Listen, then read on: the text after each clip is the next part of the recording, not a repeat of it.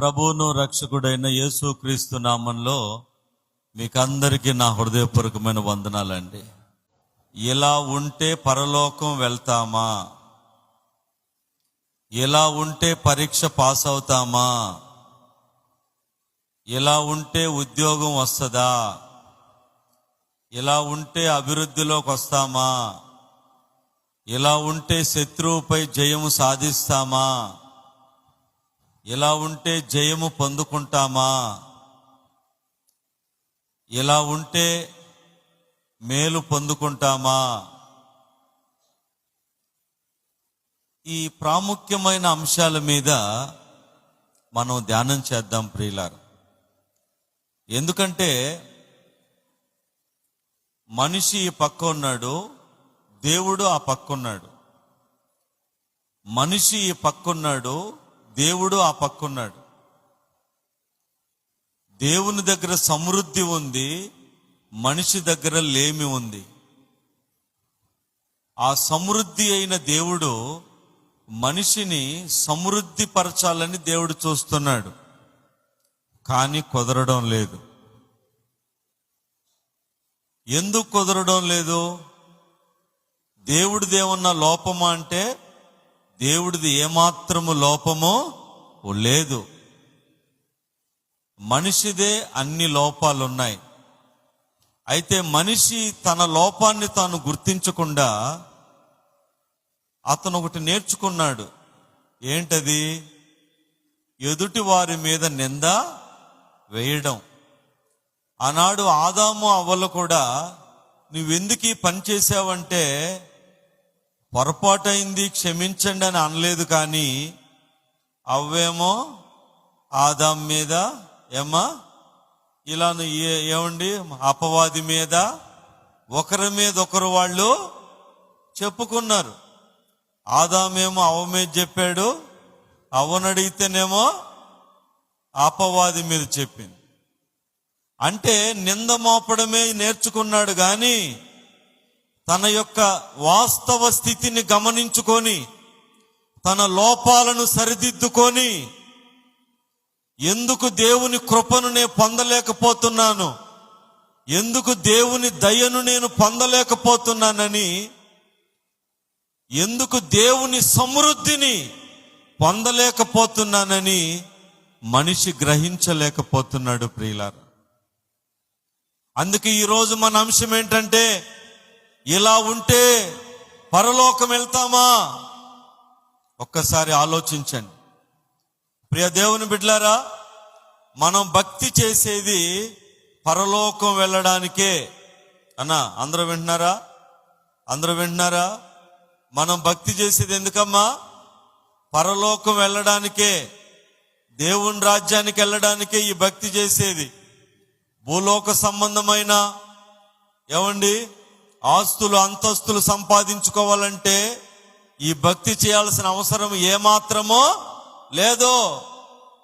దేవుని నమ్ముకోవాల్సిన అవసరం లేదు, చర్చికి రావాల్సిన అవసరం లేదు, ప్రార్థన చేయాల్సిన అవసరం లేదు. ఎందుకంటే భూలోకంలో ఆస్తులు అంతస్తులు సంపాదించాలంటే ఈ భక్తి పనికిరాదు. అబద్ధాలు చెప్పాలి, అన్యాయం చేయాలి, మోసాలు చేయాలి, రకరకాల పాడు పనులన్నీ చేయాలి, లేని ఉన్నయిగా చెప్పాలి, ఉన్నయి లేనిగా చెప్పాలి. ఇట్లాంటివన్నీ చేస్తే బాగా ఆస్తులు సమకూడతాయి. మరి దేవుని వద్దకు వస్తే ఇవన్నీ మనం చెయ్యం కదా. కాబట్టి ఈ లోకములో ఆస్తులు అంతస్తుల కోసం మనం దేవుణ్ణి నమ్మలా. మనం ఎందుకు దేవుణ్ణి నమ్ముకున్నాము? పరలోక రాజ్యము సంపాదించుకోవడానికే. హల్లెలూయా చెప్పండి. పరలోక రాజ్యము సంపాదించుకోవడానికి, దేవుని రాజ్యం సంపాదించుకోవడానికి మనం దేవుణ్ణి నమ్ముకున్నాం, ప్రార్థన చేస్తున్నాం. అయితే ఈరోజు మన అంశం ఏంటి? ఇలా ఉంటే పరలోకం వెళ్తామా? ఇలా ఉంటే పరలోకం వెళ్తామా? ఈ భక్తి చేస్తే పరలోకం వెళ్తామా? ఎలాంటి భక్తి చేస్తే పరలోకం వెళ్తామా? ఈరోజు తెల్లవారి 4 గంటలకి నేను ప్రార్థన చేసుకుంటున్నప్పుడు దేవుడు నాకు ఇచ్చిన అంశాన్ని మీకు నేను బోధిస్తున్నాను. దేవా, నీ బిడ్డలకి నేనేం చెప్పాలి ప్రభువా, నాకు నువ్వు నీ మాట నాకు తెలియచేయమన్నప్పుడు దేవుడు నాకు తెలియచేసిన మాటలు మీకు చెప్తున్నా. ఇలా ఉంటే పరలోకం వెళ్తామా అనేది నువ్వు చెప్పమన్నాడు. మరి దీని మీద ఏం చెప్పమంటే అన్ని ఆయనే సమృద్ధిగా కూర, రసం, సాంబారు, మజ్జిగ అన్ని పెట్టినట్టుగా అన్ని ఆయన అమర్చాడు. ఆయన పెట్టిన ఆహారం, జీవాహారం మీకు పెడుతున్నా. హల్లెలూయా చెప్పండి. నా ప్రియమైన దేవుని బిడ్డలారా, బాగా వినండి. ఇలా ఉంటే పరలోకం వెళ్తామా అనే అంశంలో, ఇలా ఉంటే పరీక్ష పాస్ అవుతామా, ఇలా ఉంటే మనం అభివృద్ధిలోకి వస్తామా, ఇలా ఉంటే దీవించబడతామా, ఇలా ఉంటే జీవితంలో పైకి వస్తామా, ఈరోజు మన అంశం ఇలా ఉంటే పరలోకం వెళ్తామా అన్న అంశంలో దేవుడు బయలుపరిచిన మొట్టమొదటి మేజర్ పాయింట్ ఏంటంటే ఇర్రెగ్యులారిటీ ఉండకూడదు. సోదరం చెప్పండి హల్లెలూయా. ఇర్రెగ్యులారిటీ ఉండకూడదు అంటే ఇలా ఉంటే పరలోకం వెళ్తామా అనే అంశంలో, మనం పరలోకం వెళ్ళాలి అంటే దేవుని సన్నిధిలో దైవిక విషయాల్లో ఇర్రెగ్యులారిటీ ఉండకూడదు. అంటే క్రమము లేని జీవితం ఉండకూడదు. క్రమముగా ఉండాలి. క్రమం లేకుండా ఉంటే అసలు అది వ్యర్థమైపోద్ది. ప్రియులారా వినాలి, బాగా వినండి ప్రియులారా. ఇప్పుడు మీ అబ్బాయి ఉన్నాడు 10వ తరగతి.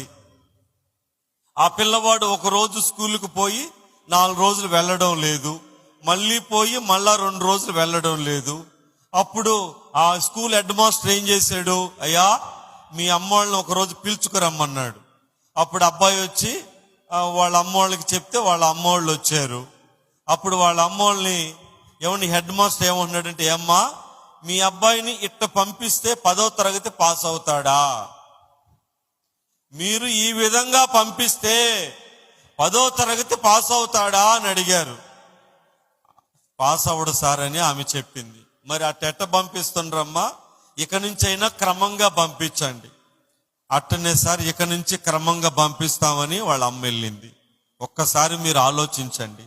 మరి మన ఆత్మీయ జీవితంలో కూడా క్రమము లేకుండా ఉంటే, ఇర్రెగ్యులర్ గా ఉంటే, ఏమండి క్రమము లేకుండా మనం ప్రార్థనలు చేస్తే, క్రమము లేకుండా ప్రభువుని వెతికితే, క్రమం లేకుండా మందిరానికి వస్తే, క్రమం లేకుండా ప్రభు సన్నిధిలో మనం ఉంటే, క్రమం లేని జీవితాలు ఆస్వాదించబడతాయా? వాక్యం చూడండి, మీరే వాక్యం చూడండి. గలతీయులకు రాసిన పత్రిక 5వ అధ్యాయం 25వ వచనం. బైబిల్ ఉన్న వాళ్ళు అందరూ తీయండి, చదువొచ్చిన వాళ్ళు చూడండి, చదివే వాళ్ళు గట్టిగా చదవండి అన్నా, గట్టిగా చదవన్నా. గలతీయులు రాసిన పత్రిక 5వ అధ్యాయం 25వ వచనం. మనము ఆత్మను అనుసరించి జీవించు వారమైతిమా, ఆత్మను అనుసరించి క్రమముగా నడుచుకుందాము.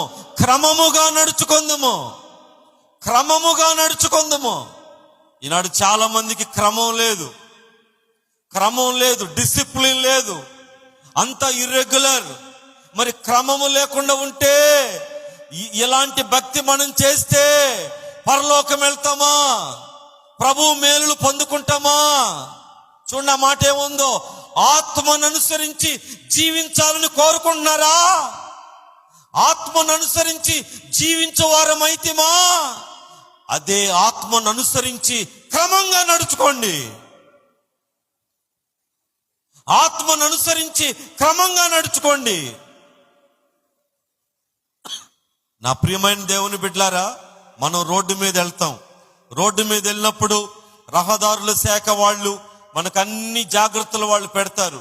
ఇది మలుపు, నిదానంగా వెళ్ళండి. ఇది ఘాట్ సెక్షన్, ఇక్కడ చాలా జాగ్రత్తగా వెళ్ళండి.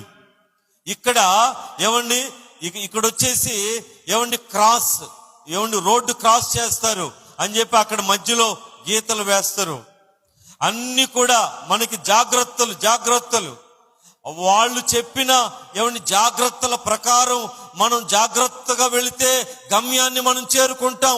అలాగనే దేవుని బిడ్డలు పరిశుద్ధాత్మ అనుసరించి, అదే మాటది, పరిశుద్ధాత్మను అనుసరించి క్రమంగా నడుచుకోవాలి. ఆది అపోస్తలులు ఏమండి కనిపెట్టినప్పుడు ఏమండి దిగి వచ్చిన పరిశుద్ధాత్మ దేవుడు నేడు మన మధ్యలో ఉన్నాడు. ఏమండి మన మధ్య సంచరించుచున్నాడు. ప్రతి ఒక్కరిని పాపం విషయంలో, నీతి విషయంలో, తీర్పు విషయంలో ఒప్పింపజేస్తున్నాడు, గద్దిస్తున్నాడు, హెచ్చరిస్తున్నాడు. అటువంటి పరిశుద్ధాత్మ దేవుణ్ణి మనం అనుసరించి క్రమంగా నడుచుకోవాలి. వినాలి బాగా. ఏదైనా క్లారిటీ కావాలి. ఇప్పుడు మీకు ఏదైనా ఒక టైఫాయిడ్ జ్వరం వచ్చిందనుకోండి, డాక్టర్ దగ్గరికి వెళ్ళారు, పరీక్ష చేశారు, టైఫాయిడ్ జ్వరం అని డిక్లేర్ అయింది. అప్పుడు అమ్మ నీకు టైఫాయిడ్ జ్వరం వచ్చిందని అంటాడు. అప్పుడు ఒక వారం రోజులు కోర్సు నీకు పెడతాడు. ఈ మందులు జాగ్రత్తగా వేసుకోమ్మా, మళ్ళీ తర్వాత ఒక వారం రోజులు అయిన తర్వాత నాకు కనపడు అంటాడు. చాలా సంతోషం, జ్వరం ఏదో మనకు అర్థమైపోయింది, మనకి క్లారిటీ వచ్చింది, మందులు కూడా మన చేతికి వచ్చినాయి. మీరు వచ్చారు ఇంటికి, ఒక పూట వేసుకున్నారు, రెండో పూట వేసుకోవాలా, మూడో పూట వేసుకున్నారు, తర్వాత 2 పూటలు వేసుకోవాలా, తర్వాత 5వ పూట వేసుకున్నారు, తర్వాత 3 పూటలు వేసుకోవాలా. ఇట్లా మీరు వేసుకుంటూ ఉంటే మీలో ఉన్న జ్వరం తగ్గుతుందా? మొదటి పూట వేసుకున్నప్పుడు అది 12 గంటలు అది పని చేస్తుంది. అంటే నీ యొక్క బాడీలో పడ్డ టైఫాయిడ్ మాత్రలో ఆ టైఫాయిడ్ యాంటీ బ్యాక్టీరియాని చంపుతా ఉంటాయి. 12 గంటలు అయిపోయినాక మాత్ర పవర్ అయిపోద్ది, మళ్ళీ జబ్బు పెరగద్ది. అప్పుడు కరెక్ట్ గా మళ్ళీ 12 గంటలు అయిన వెంటనే మళ్ళీ పవర్ ఇవ్వాలా. అది మళ్ళీ 12 గంటలు తెల్లవారి దాకా అది జబ్బునని చేస్తా ఉంటది. 12 గంటలు అవగానే మళ్ళీ జబ్బు పెరగద్ది, మళ్ళీ మాత్ర పవర్ అయిపోద్ది, అప్పుడు మళ్ళీ మాత్ర ఇవ్వాలా. ఇలా డోసు 1 by 1 ఏమండి, ఉదయం 7 గంటలకి వేస్తే మళ్ళీ రాత్రి 7 గంటలకి, మళ్ళీ పొద్దున 7 గంటలకి, మళ్ళీ రాత్రి 7 గంటలకి, అట్లా క్రమంగా మీరు మందులు వేస్తే వారం రోజుల కల్లా ఏమండి మీలో ఉన్న టైఫాయిడ్ బ్యాక్టీరియాని అది పూర్తిగా చంపేస్తుంది. మీరు పరీక్షకు పోతే నీకు టైఫాయిడ్ లేదని వస్తుంది. నా ప్రియమైన దేవుని బిడ్డలారా, ఆత్మీయ జీవితంలో కూడా క్రమంగా ఉండాలా వద్దా? క్రమం మనం అనుసరించాలా వద్దా? ఇర్రెగ్యులర్ మంచి ఫలితాలు ఇస్తుందా? ఇర్రెగ్యులారిటీ వల్ల ఫలితాలు మంచిగా ఉంటాయా? ఆలోచించండి ప్రియులారా. ఇలా ఉంటే పరలోకం వెళ్తామా అనే అంశంలో నేనేం చెప్పాలి ప్రభు అని దేవుణ్ణి అడిగితే, పరిశుద్ధాత్మ దేవుడు బయలుపరిచిన మొట్టమొదటి సత్యం ఏంటంటే, క్రమం లేని బతుకు, క్రమం లేని జీవితము. మరొకసారి ఆ మాట మళ్ళీ చదవండి అన్న. గలతీయుల రాసిన పత్రిక 5:25, మనము ఆత్మను అనుసరించి జీవించు వారమైతిమా. ఆత్మను అనుసరించి క్రమముగా మనం నడుచుకోవాలి. నేటి దినాల్లో క్రమం లేదు, ప్రార్థనకి క్రమం లేదు, పరిచర్యకి క్రమం లేదు, మందిరానికి వచ్చేదానికి క్రమం లేదు, కానుకలు ఇచ్చేదానికి క్రమం లేదు, దేనికి క్రమం లేదు. క్రమం లేని జీవితం అది శూన్యమండి. ఒక వంట చేయాలి, మీరందరూ మహిళామణులు కూర చేస్తారు, క్రమంగా కూర చేయాలి కదా. ముందు నూనె వేసి తర్వాత ఏమండి తాలింపు గింజలు వేసి తర్వాత ఎర్రగడ్డలు, ఏమండి ఒక క్రమం ఉంది కదండి. క్రమం లేకుండా ఎట్టుందండి? మనం అన్నం కూడా ఏమండి ముందు మజ్జిగ పెరుగు వేసుకొని తర్వాత కూర తింటామా? క్రమం ఉంది కదండి. అలాగే దేవునిలో కూడా ఒక క్రమం ఉంది. ఏంటా క్రమము? 6 రోజులు కష్టపడి పని చేసి 7వ రోజు ఏం చేయాలి చెప్పండి? ఏం చేయాలి? దేవుణ్ణి ఆరాధించడానికి ఆయన మందిరానికి రావాలి. ఇది నేను పెట్టిందా? ఏమండి మన యొక్క పాస్టర్ గారు ఆయన పెట్టిందా? ఎవరు పెట్టింది? ఇది జీవంగల దేవుడు కెరూపులు శరాపుల మధ్య నిత్య సింహాసనం మీద ఆసుడైన దేవుడు ప్రజలకిచ్చిన క్రమం ఇది. జీవంగల దేవుడు ఏమండి ప్రజలకిచ్చిన క్రమం అండి, నిత్యమైన కట్టడది. క్రమాన్ని మనం అనుసరించాలి, క్రమాలను మనం పాటించాలి. క్రమాన్ని పాటించకుండా ఉంటే జీవితంలో అభివృద్ధిని ఎలా చూడగలం? అభివృద్ధి మాట అలా పక్కన పెట్టండి. పరలోకం ఎలా వెళ్ళగలం? ఇలా ఉంటే పరలోకం వెళ్తామా? మరి మనం ఎలా ఉండాలి? క్రమంగా ఉండాలి. ఎలా ఉండాలండి? క్రమంగా ఉండాలి, క్రమంగా ఉండాలి. సార్ నాకు ఆరోగ్యం బాగుంటలేదంటే డాక్టర్ ఏం చెప్తాడు? టైంకి అన్నం తినమంటాడు. ఏముందలేబ్బా టయానికి అన్నం తినమనేది డాక్టర్లు ఎట్టే చెప్తారు. అందులో చాలా లాజిక్ ఉంది. నువ్వు ఒకరోజు సాయంత్రం 6కు తిని 7కు తిని, ఒకరోజు 10కి తిని, ఒకరోజు 11కు తిని ఆరోగ్యం వస్తుందా? రాదండి. ఉన్న ఆరోగ్యం పోద్ది. ఎప్పుడో ఏదో 10కో 11 ఎప్పుడో ఏదో ఓకే. ఇక నువ్వు ఎప్పుడూ ఇష్టం వచ్చినట్టు అన్నం తింటే అది ఉన్న ఆరోగ్యం కూడా పోతుంది. ప్రియులారా, ఒక క్రమం ఉంది తినేదానికి కూడా. ప్రతిదానికి ఒక క్రమం ఉంది. మన ఆత్మీయ జీవితాలు కూడా క్రమం ఉంది. క్రమాన్ని అనుసరించాలి. ఇర్రెగ్యులారిటీ మంచిది కాదు. ఇర్రెగ్యులారిటీ ఎందులోనూ సత్ఫలితాలు ఇవ్వదు. మంచి ఫలితాలు మీరు చూడాలంటే, మంచి రిజల్ట్ మీకు రావాలంటే, మంచి మేలు పొందాలంటే, మంచి కృపను పొందాలంటే, మంచి పరలోక రాజ్యాన్ని మీరు చేరాలంటే క్రమంగా ఫైట్ చేయాలి. హల్లు చెప్పండి. క్రమాన్ని అనుసరించాలి. అందుకనే ఆత్మను అనుసరించి జీవించాలని కోరుకుంటున్నారా? ఆత్మను అనుసరించి జీవించాలని కోరుకుంటున్నారా? అయితే ఆత్మను అనుసరించి క్రమంగా నడుచుకోండి. ఈనాడు చాలా మందికి క్రమం లేదు ప్రియులారా. మీరైనా క్రమంగా ఉండండి. కొద్ది రోజుల్లోనే మంచి ఫలితాలు చూస్తారు. ఆమెను చెప్పండి. ఈ రోజు మొదలుకొని 1 సంవత్సరం దాకైనా క్రమంగా మందిరానికి రండి. మీ జీవితాల్లో పెను మార్పులు కలగకపోతే నన్ను అడగండి. క్రమంగా దేవుణ్ణి వెంబడించండి, క్రమంగా దేవుణ్ణి వెతకండి. ఆనాడు పేతురు యోహానులు మధ్యాహ్నం 3 గంటలకి క్రమంగా మందిరానికి వెళ్ళారు. ఒకరోజు దేవుడు అక్కడ అద్భుతాన్నే చేశాడు. కొర్నేలి క్రమంగా ప్రతిరోజు మధ్యాహ్నం పూట 3 గంటల వేళ ప్రతిరోజు కూడా కొర్నేలి దేవునికి ప్రార్థన చేసేవాడు. యోబు ప్రతిరోజు వేకువజామునే అరుణోదయమున దేవునికి బలులు అర్పించేవాడు. క్రమము.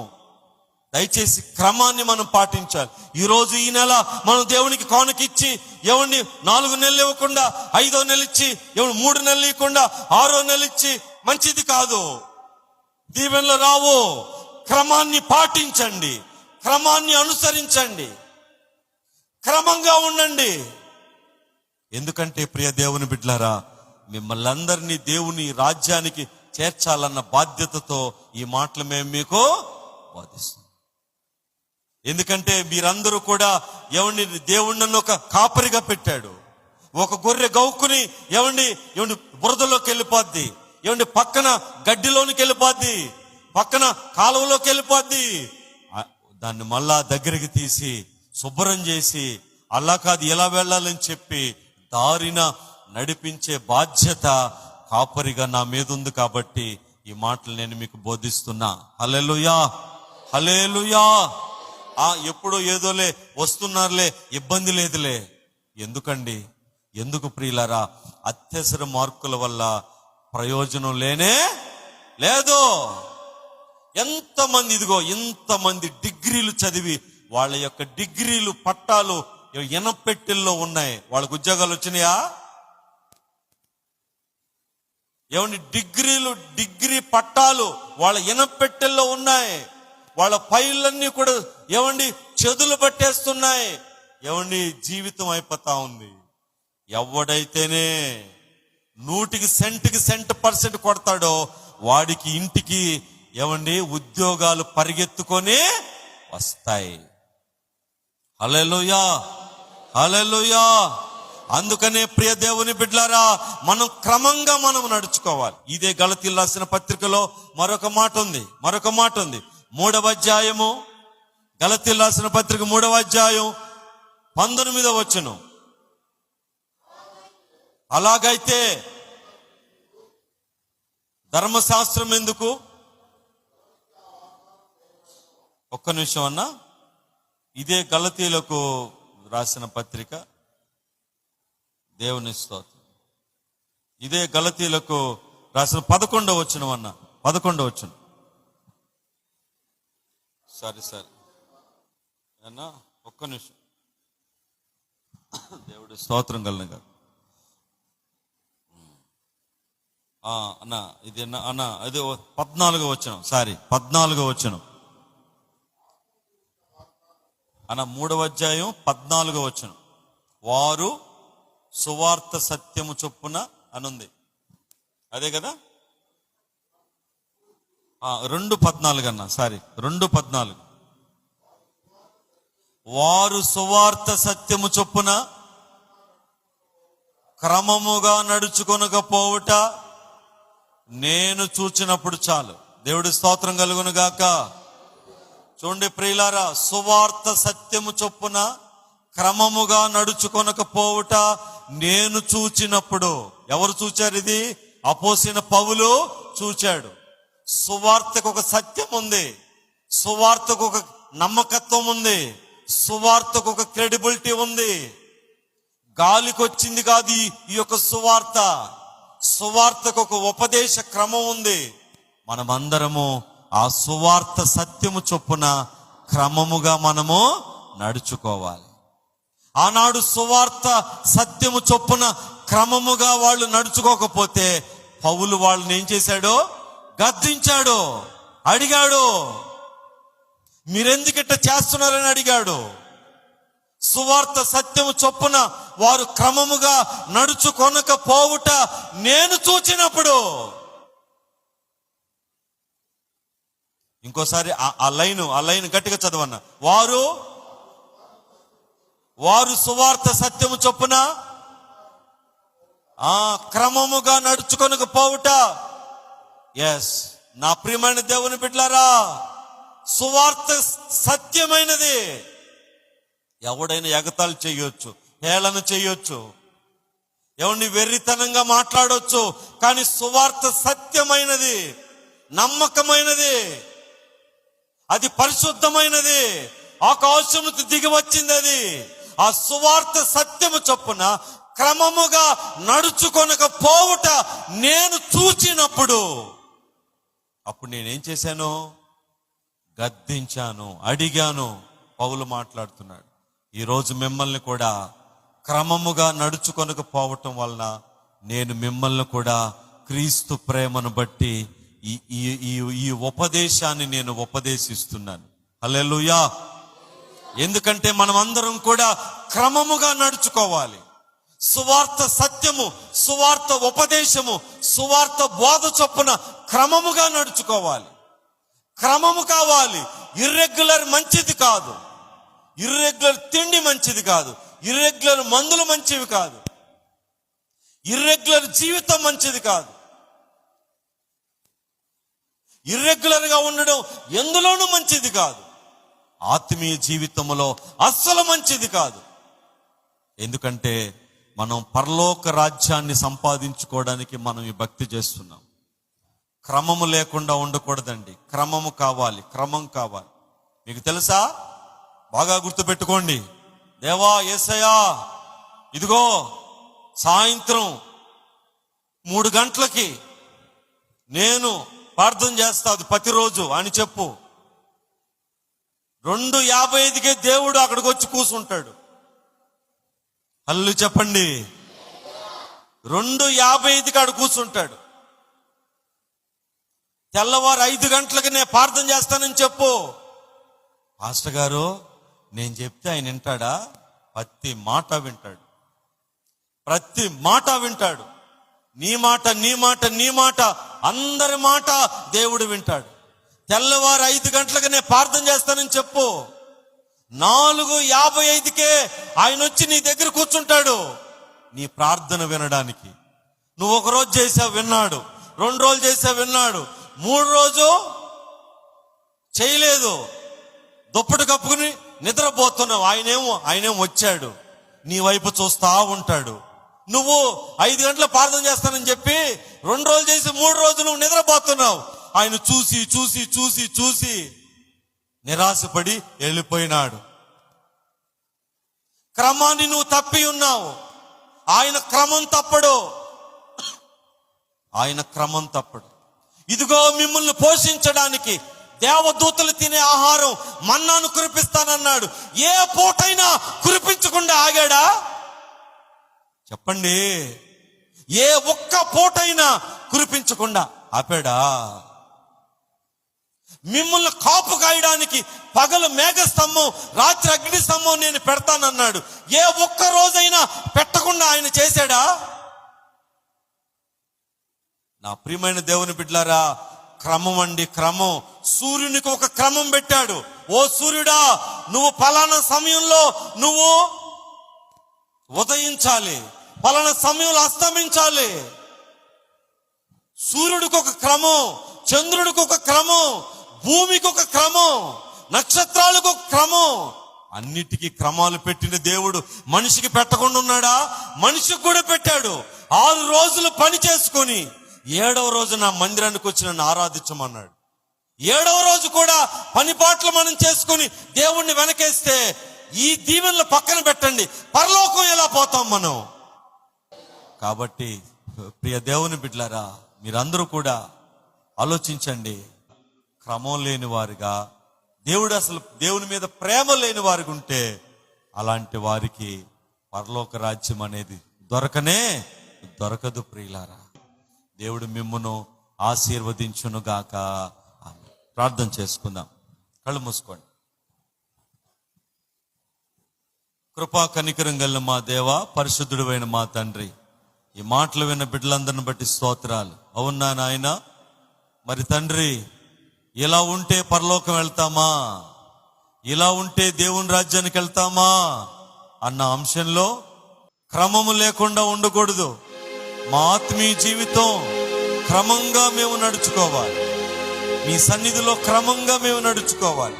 గలతీ 5:25 ప్రకారం ఆత్మను అనుసరించి క్రమంగా నడుచుకోవాలి. అయ్యా, మీరు చెప్పారు ఈ లోకం అశాశ్వతమైంది, నీ రాజ్యాన్ని మేము సంపాదించుకోవాలి, నీ పరలోక రాజ్యంలో మేము అడుగు పెట్టాలి, రక్షణ కాపాడుకోవాలి, విశ్వాసాన్ని కాపాడుకోవాలి. అట్టి కృప మాకందరికీ అనుగ్రహించమని యేసుక్రీస్తు నామంలో వేడుకుంటున్నాం పరమ తండ్రి. ఆమేన్.